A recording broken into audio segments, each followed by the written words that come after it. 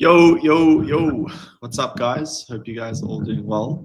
Huge news event today. Today we have the federal funds rate. It's an enormous news event over here. And I'll tell you why. So basically, it's been pretty flat for basically since this time last year. It's been at about that 2.5%. And the expectation or forecast is that 4.25%, so a 25 basis point hike. And one thing that I want to speak about quickly is, what happens when you do get these big cuts. So this event that I'm finding really interesting is, of course, September in 2007. So we know what happened in 2007. If we go onto the S&P 500, let's just go into the weekly time frame. We go to 2007. 2007 was around here, and September 2007 was right over here.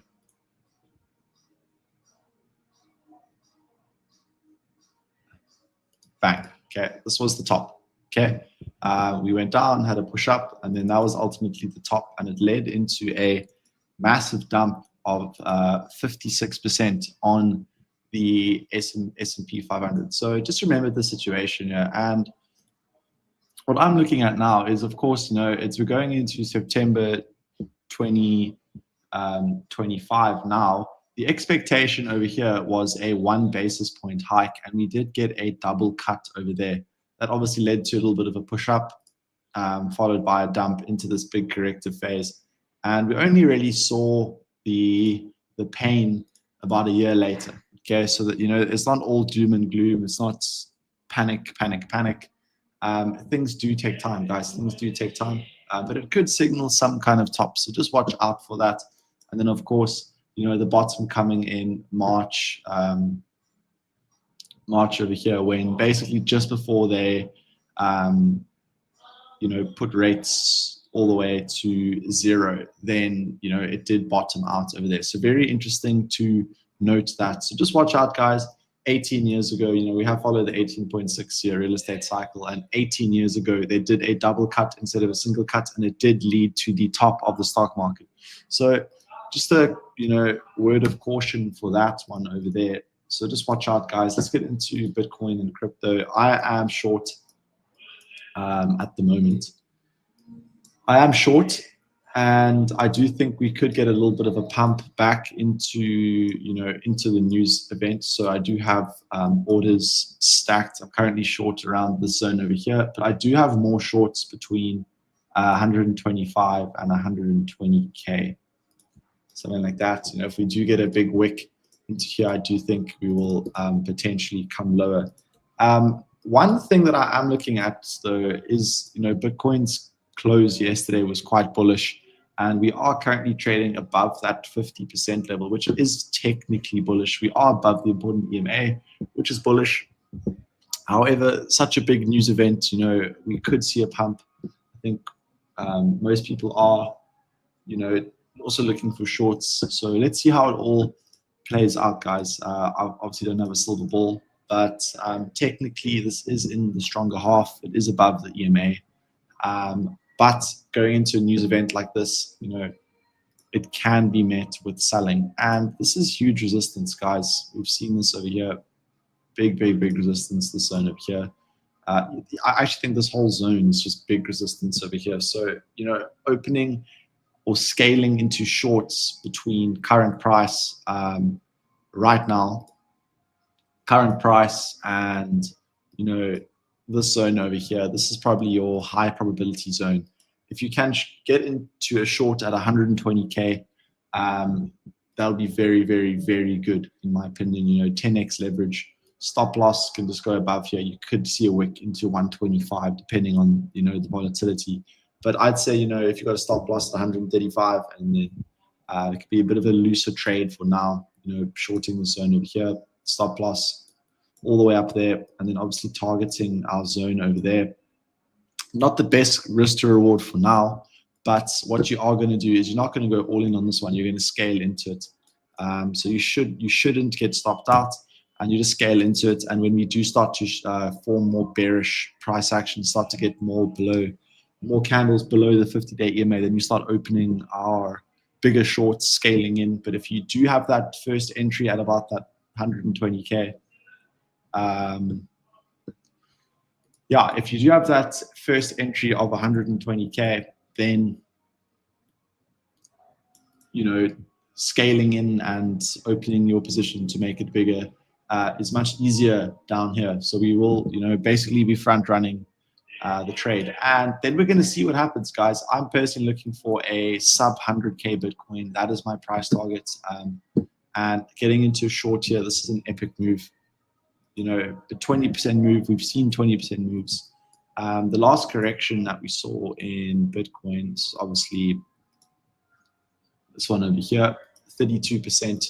We obviously, took this whole trade up. So I do think that the time is coming for a bit of a pullback. And what you can note, guys, is how long these rallies last.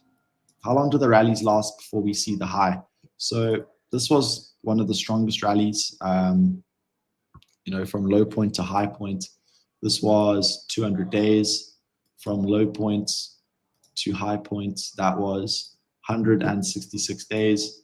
And this is 120 days. So, the moves to the upside are getting shorter as well. We could see another high today, which would mean that it's 160 days. So maybe we do see a little bit of a push up, but my bias is to the downside and my bias is bearish. I am in that Solana short. We did call the Solana short. It's currently trading at break even over there, or maybe just in the profits or whatever.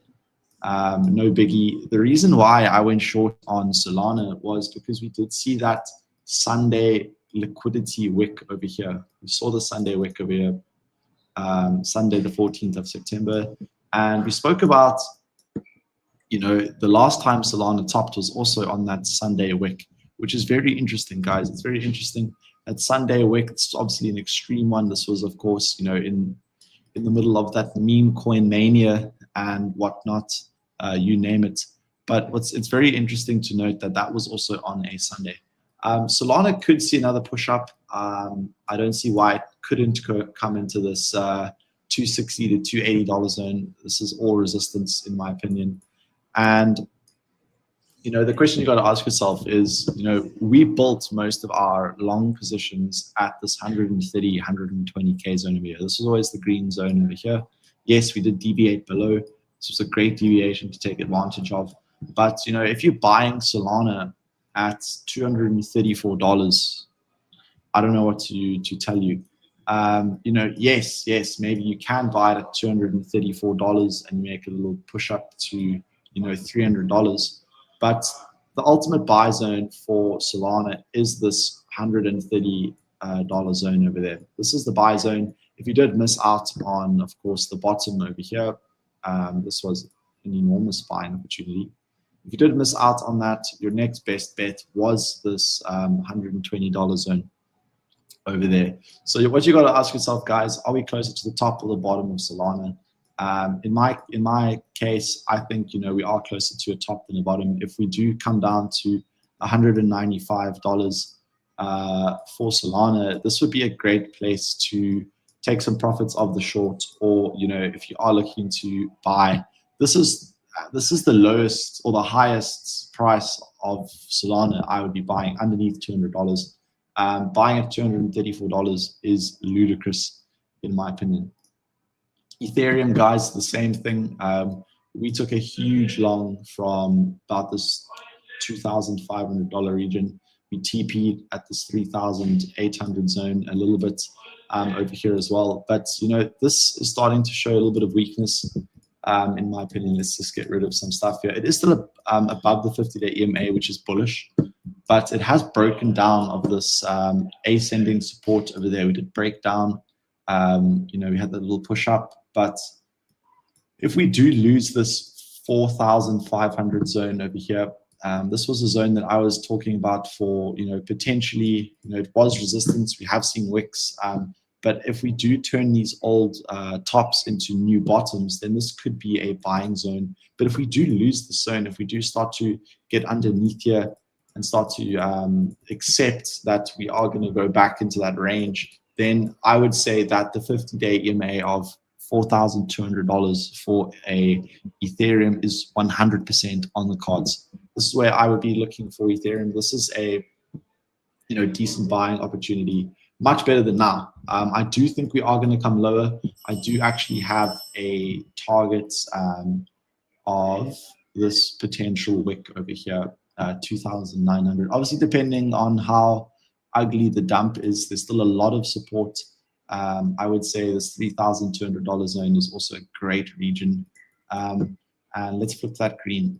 Let's make this green. Of course, the charts are a bit messy. Haven't been focusing too much on the trading. We did take advantage of the big moves, and we will find the low points in time. We'll find the low point when we do get that move down. We spent a lot of time preparing for this big blow off move over here, and this is starting to look a little bit distributive, guys, so do definitely watch out. It depends how far down we come, but we can easily see targets like this for Ethereum. So definitely watch out today. I do think there will be a lot of volatility going into the news event. Let's have a look at Bitcoin dominance, because this is starting to, we spoke about this the other day. We are looking for this to potentially bottom. We've got 3 drives of bullish divergence. I do see Bitcoin dominance coming back, at least testing 59%, 59.4%, that 200-day EMA, and even coming into this 50% level over here, 60% right over here. This is what I would see.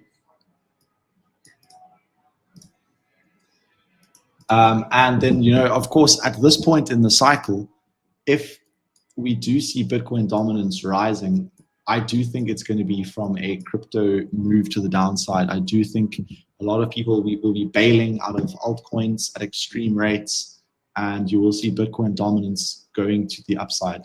Before, we did see Bitcoin dominance moving upwards, with Bitcoin outperforming the rest of the markets to the upside. But in this case, I do think that it's going to be from a move to the downside. Let's see though, guys. Let's see. USDT dominance as well. This is still technically bearish below the 50-day EMA. Total crypto markets does look bullish, guys. But let's see, guys. Huge news event. It does look bullish. Bullish, bearish. Who knows at the end of the day?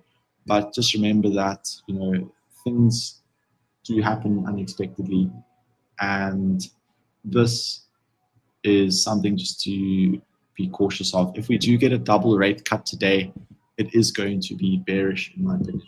But let's just get through this news event, and we can chat more about the crypto markets towards the end of the week. Not too much to have a look at now. I would like to see where the dust settles after the news event. But guys, thanks so much for joining the stream, and I'll see you later this week. Cheers for now.